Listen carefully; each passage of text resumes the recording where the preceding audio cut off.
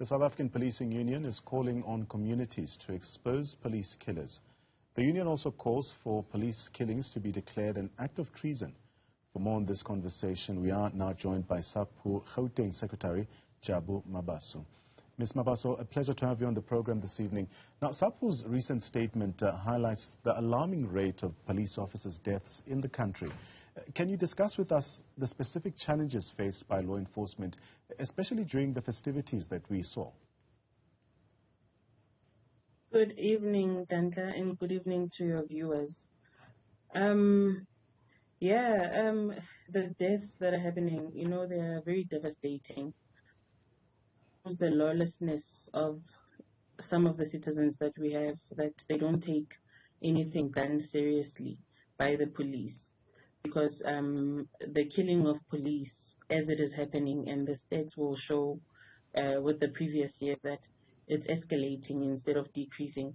So that is very disturbing, in that the police is losing manpower. The country is also losing people to protect the very same citizens that are part of the people doing this. So, in your statement, Sapu advocates for declaring the killing of police officers as treason. How does this proposal then aim to deter perpetrators and also enhance the overall safety of law enforcement personnel? Yes, we are advocating for police killings to be declared treason, because an attack on the police is the attack on the state, as treason is attacking the state. Police are the state. And so now, once this is done and it is not taken seriously, it becomes a problem, in that this act is going to keep on perpetuating, which is very disturbing. So now we want all the people that are doing this and found guilty to be brought to book, because we are seeing a trend. Police are attacked on many occasions, whether it's at home, at work, wherever. If they know that you're a police, we don't even know, are you a target? And so we want this declared as treason, so that those people are brought to book properly. And speaking about some of these incidents, the murder of a young constable on New Year's Day is quite concerning. How does Sapu then plan to collaborate with the community and community policing forums to address some of the immediate challenges and prevent such incidents in future? The community policing forums are stakeholders within the SAPs in any case, and so we work hand in glove, so that we keep track on what's going on, we keep track of the trends. As an organization, SAPU, we are very within, working with the CPFs, with the SAPS and other stakeholders as a whole, so that we know exactly what is happening. We can get all the things that are happening and try to curb some of these criminal activities, and give information at that on how other things can be attacked.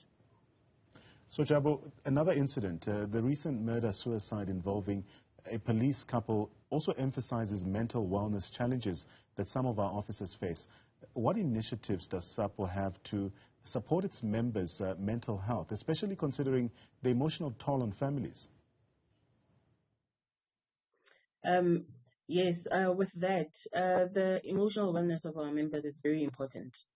We want our members to go through all the facilities, resources, whatever is there to help them with debriefing. Our members face a lot of challenges that a normal person would actually be scared of facing, coming into accidents, coming into incidents that they see on the line of duty. And so with SAPU, what we are doing is collaborating with the SAPS and calling on the EHW within the SAPS, the Health and Wellness Department, to actually debrief the members. We are also urging the members to be on board on being debriefed, because not everybody takes debriefing seriously. But then the acts that come after show that a level of counseling is needed by the members that are facing very big challenges on the line of duty. So there's also a call from the Gauteng Provincial Police Commissioner to assist families. I mean, it highlights the need for a comprehensive approach to care. How can SAPU then collaborate with law enforcement leadership to ensure accessible mental health resources for families and also the officers themselves? We have within the SAPs we have medical aids.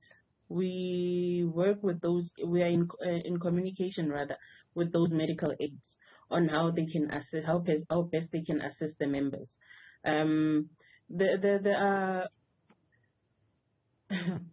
there are plans in place on how to assist because one Polmet that caters for the police, they have plans on where to go, who to talk to, and how to go about it. And people obviously will not want to just be out there and speak about that I'm having a challenge, I need some counseling, I need to talk to somebody. So you can make a call and then they arrange for you.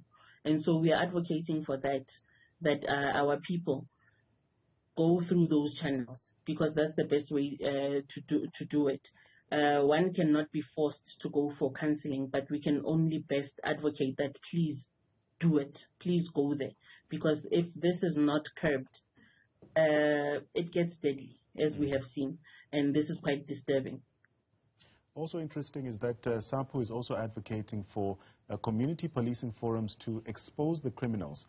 How does SAPU then plan to strengthen this collaboration? I mean, we touched on community policing forums earlier. And how can the broader community support law enforcement efforts?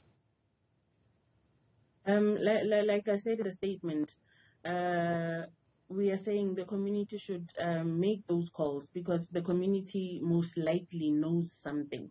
And so if they keep quiet, it's not only endangering the police that are policing them, it's also their lives in danger. Because if it happens to a member of the police, it could happen to it already has happened to a member of the public.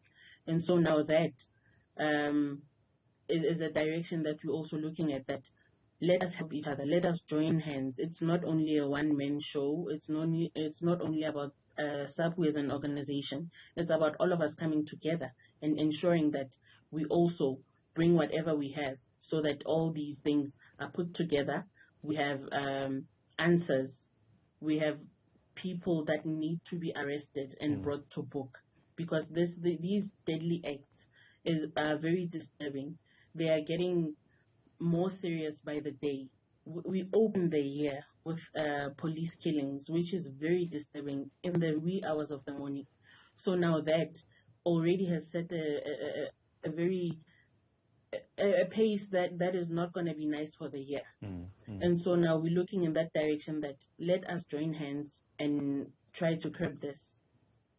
Ms. Mabaso, SAPU is also emphasizing anonymous reporting of crimes against the police, but we do know that there is a culture of people also fearing some of these criminals who terrorize our communities. How does the union then propose the safety and confidentiality for informants? And what measures do you encourage for community participation in reporting some of these crimes? When we say anonymous reporting, we are talking exactly that, because like you're saying, people are afraid to talk. But when you are anonymous, it's even better. The police will have something to work on. Unlike if it's just quiet and there's nothing, there's no leads, there's nothing, but people know something. So we want the safety of our citizens first and foremost, and we also want the safety of our police. So working together with the SAPS, we want to ensure that all these people that will report something will be kept anonymous, and all the information they are bringing will be investigated thoroughly before any arrest can be made, and the law will take its place. I want us to go back to the proposal to declare police killings as treason as we wrap up our conversation. It does reflect a strong stance from the side of SAPU. But what legislative or policy changes does SAPU believe are necessary for stronger legal consequences here? We believe that if this matter is taken to Parliament and discussions around it are actually tight, this will come into place. We need to make sure that this is legislated properly, and when a person is charged and trialed, found guilty, all the processes that need to happen are tight and sealed, so that nobody is just arrested and trialed without anything that is solid. So we want to ensure that all the law is actually taken step by step and properly so that we can move forward without any loopholes standing when we look back. Let me thank you for your time as we wrap up our talk with Jabu Mabaso.